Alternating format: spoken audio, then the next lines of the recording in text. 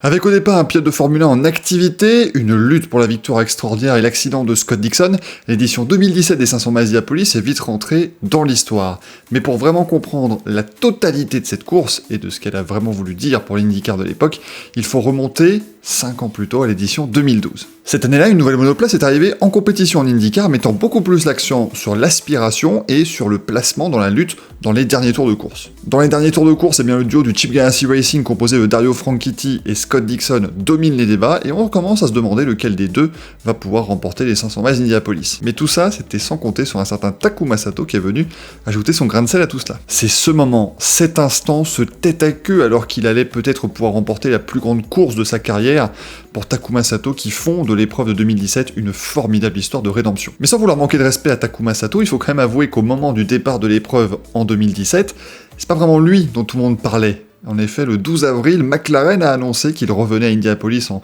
collaboration avec Andretti Autosport, et un certain Fernando Alonso qui va même jusqu'à louper le Grand Prix de Monaco, il sera remplacé par Jenson Button.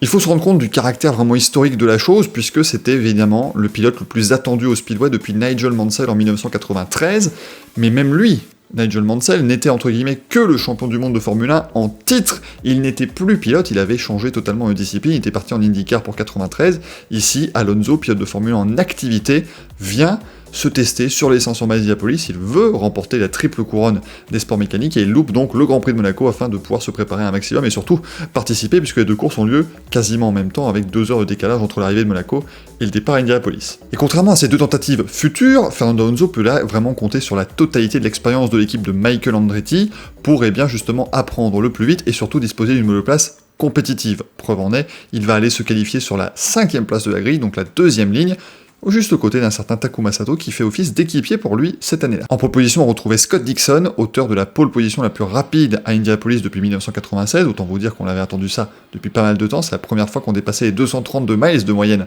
depuis justement 1996. Et puis quelques heures plus tard, il s'est tout simplement fait voler sous la menace d'une arme à feu avec son ami Dario Franchitti alors qu'il était simplement parti chercher à manger au drive du Taco Bell du coin.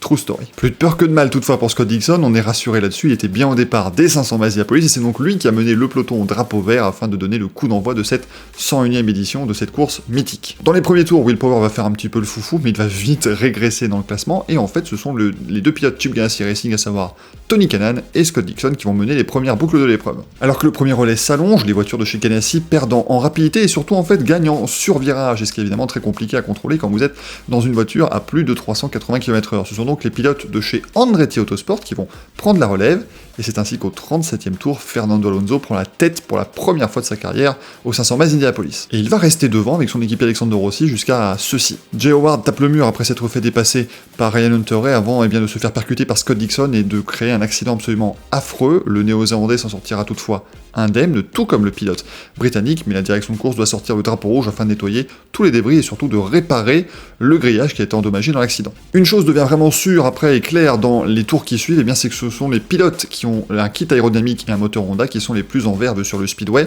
et qui ont un grand avantage par rapport à leurs petits copains qui sont en Chevrolet. Alonso, Rossi, Sato, Hunter-Reay, Kimball, tout le monde s'en donne à cœur joie et mène l'épreuve à un moment donné ou à un autre dans le clan Honda. Cependant, si les moteurs Honda font preuve d'une puissance exemplaire, ce qui a vraiment changé pour Fernando Alonso, c'était quand même différent de sa voiture de Formule 1, il faut dire que la crainte était quand même qu'il y ait une mauvaise fiabilité. On a eu plusieurs moteurs cassés chez Honda dans les semaines qui préparaient les 500 miles d'Indianapolis, et au 137e tour de course, c'est Ryan Hunter-Reay qui va être le premier à être victime de ce manque de fiabilité et à devoir abandonner. 30 tours plus tard, il est suivi par Charlie Kimball. Et devant dans tout ce chassé-croisé, on retrouve Max Chilton en tête de l'épreuve. L'ancien pilote de Formule 1 parvient à se hisser devant, il a une monoplace extrêmement rapide, et il joue la gagne clairement. Derrière, la chasse est menée par Helio Castroneves, Takuma Sato, Ed Jones et bien d'autres jusqu'au 180e tour de course. Comme une mauvaise blague, Fernando Alonso casse également son moteur Honda et est obligé d'abandonner sa quête de victoire aux 500 miles d'Indianapolis. Comme Rossi et Kanaan, il avait reculé au classement, mais il était encore solidement dans le top 10, un bon résultat restait donc à envisager. C'est donc la fin de l'aventure américaine pour Alonso.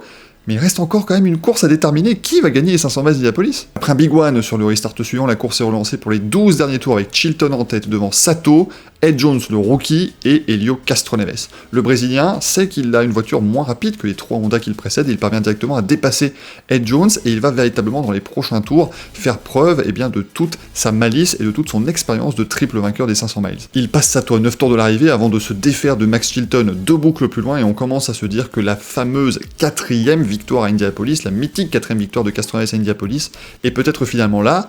C'était sans compter sur Sato qui parvient enfin à dépasser Max Chilton en profitant justement de la manœuvre de Castroneves, et maintenant c'est Sato qui est lancé à la poursuite du Brésilien. À 5 tours du but, Sato prend la tête et il la prend définitivement puisqu'il va pouvoir tenir jusqu'au bout et remporter la 101e édition des 500 miles d'Indianapolis. Il met ainsi définitivement de côté les souvenirs, les mauvais souvenirs de cette fameuse épreuve de 2012. J.R. Hildebrand le prouve depuis 10 ans maintenant, vous devez saisir toutes les opportunités qui se présentent de vous imposer à Indianapolis, c'est impératif.